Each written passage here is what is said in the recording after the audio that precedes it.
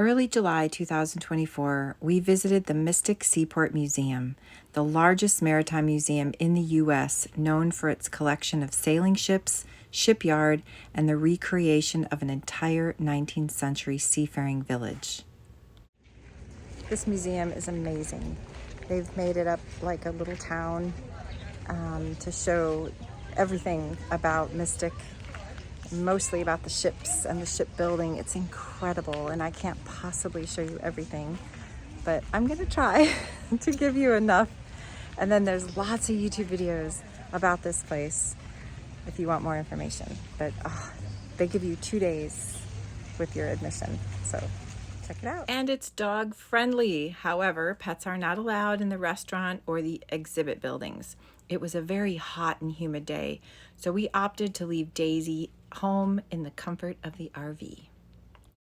It's a very large property, small historic buildings, each with a theme, and all are impressive. This one is dedicated to a collection of rare and intricate luxuries of a few wealthy families of the time.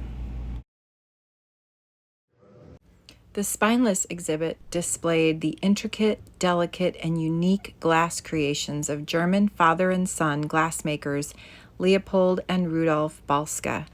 They were created in the 1850s for educational purposes, then packed up and stored away, nearly forgotten. It's impossible not to appreciate this rare skill after seeing this exhibit firsthand. And another building displays a large collection of figureheads. Each one has a unique story. I believe most of these figureheads are reproductions, but some of them are original. This was one of my favorites.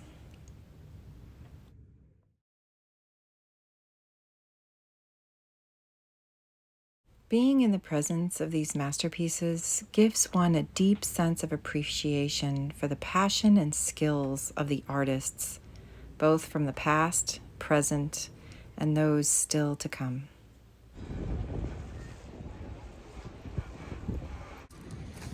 One of the main attractions is the Charles W. Morgan, a restored whaling ship.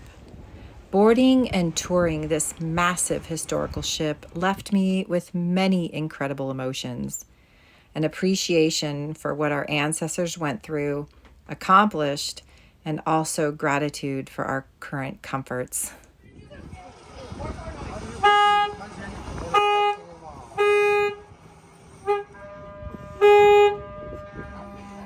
This video just doesn't do the experience justice. I always wondered how it steered it with just a round thing. So that goes down to the paddles underneath. The rudder. Huh.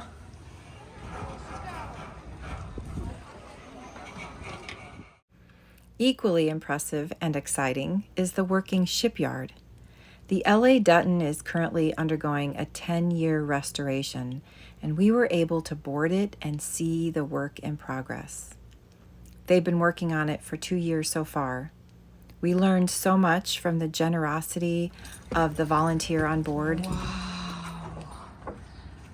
Oh my gosh. So it's a little later than most of our boats from our collection, because we're like 1880s is our time period, but this is the same design as those from that. This is like probably one of the last wooden ships built for cod fishing, because shortly after they started, using the metal boats. They used the drop line fishing method with this. Okay. So then they moved to the netting that was dragged. This did not have a. Initially, she didn't have a motor. It was just sail driven. Oh, okay. So yeah, the masts are gone, so then they converted it and took them out. Well, the masts were here. Okay. We just took them out for the purposes For the project. of the renovation. Well, when she was in her heyday, like when she was fishing. Cool. So then they put a motor in like the late 20s. Just salt it, and they'd stay out for 2 or 3 weeks. This must be the old wood. If I was lined like this, you know?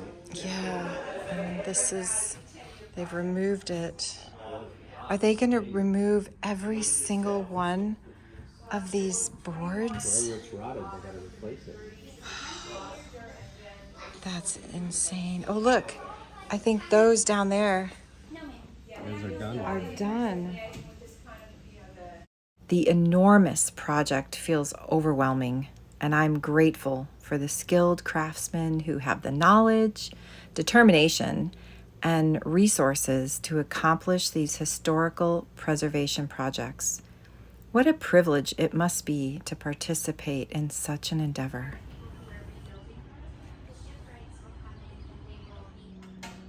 Looks like an old pirate ship without its sails. Here's a diagram that shows how they remove the ships from the water into dry dock. It's fascinating.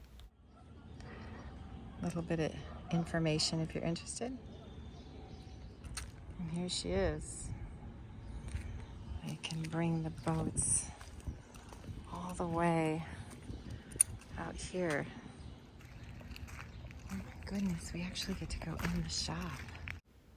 This is so cool. Oh my gosh. Look at this place.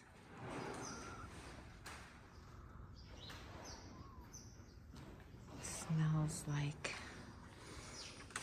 shaved wood. Ooh! No. Isn't it amazing that we get to watch them as they work on these ships?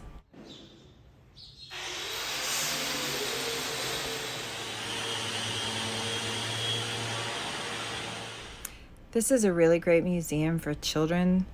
Their exhibits have very neat hands-on exhibits all throughout the park that help kids kind of get to touch and feel as they learn. It's really amazing. So this is, you think, what they bring in the anchor with? Yeah, or any kind of rope. Cool. It's humongous. This is a steam engine from a tugboat. Look how big it is. Wow.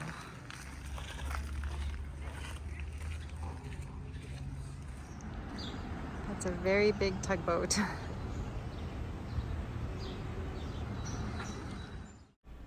They also offer some activities that cost an additional fee, like a ride on this Sambino, which is an old steamboat.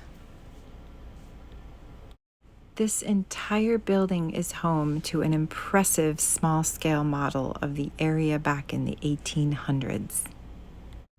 I can't imagine the amount of time and effort this took to create.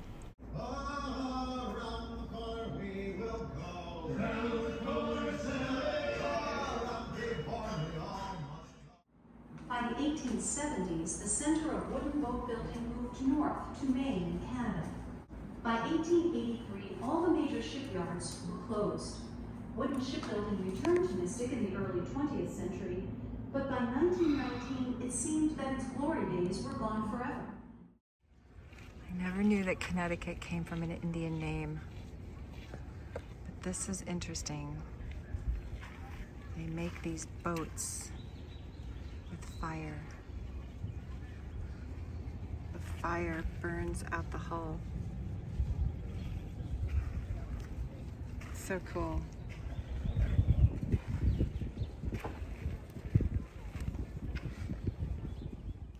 This building is dedicated to making ropes, all types and sizes. I learned so much stuff about things I'd never even thought about before. Here's a half-scale model of the Nantucket Island Lighthouse. The village setting is also truly impressive, and each building represents and demonstrates a different part of the colonial and seafaring daily life.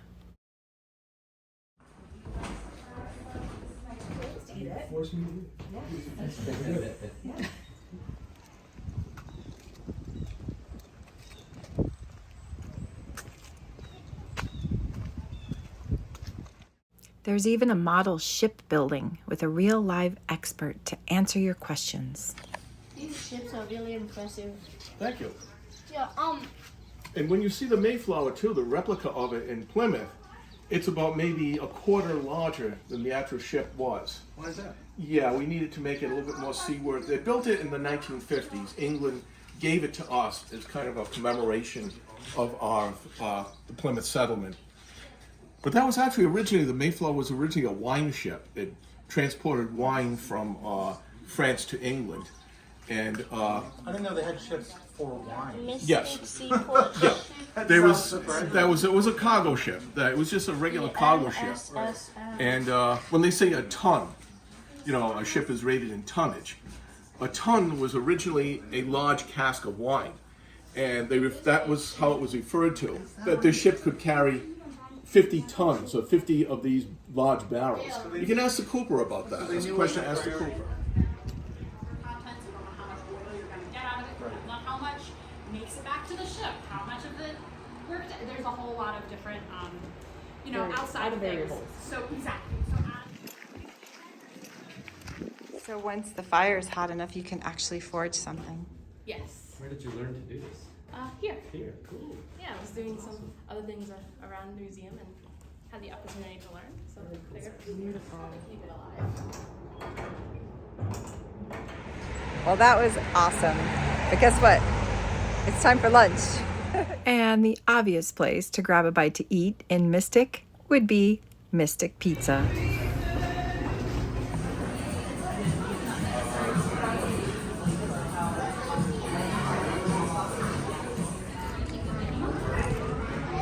Very good pizza. Yay! Oh. Oops. That was my salad from before.